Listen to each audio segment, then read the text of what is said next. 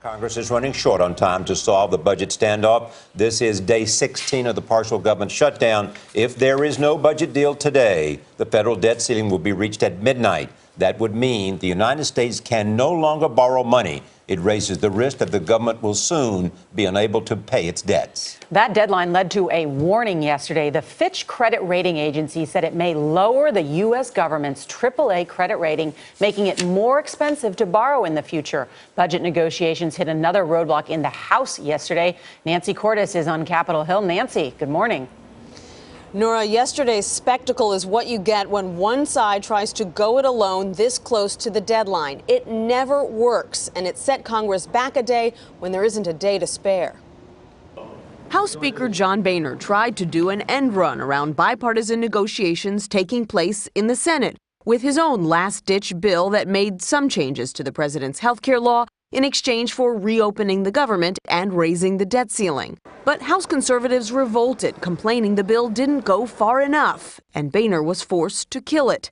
The two top Senate leaders, who had been watching from the sidelines all day, immediately restarted their talks, releasing nearly identical statements expressing optimism that an agreement could be reached quickly. I know I speak for many of us who've been working in good faith when I say that we felt blindsided by the news from the House. But this isn't the first time. The Senate plan reopens the government, which has been shut for 16 days, funds it for 3 months, and raises the debt ceiling for nearly 4 months.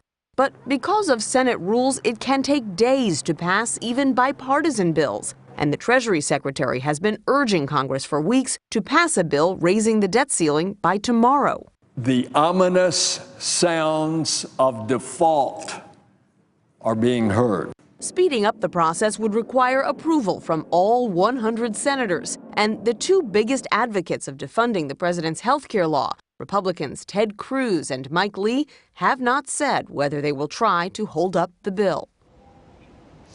Senate leadership aides from both sides tell me this morning that their staffers have been working all night, that they're very close to finalizing this deal, getting it into legislative language, but they're not quite there yet. And once they are, they still needed to present it to senators. So the earliest vote in the Senate is looking like it could take place sometime this afternoon, but they need to have a series of votes in the Senate before it even goes over to the House. Nora and Charlie.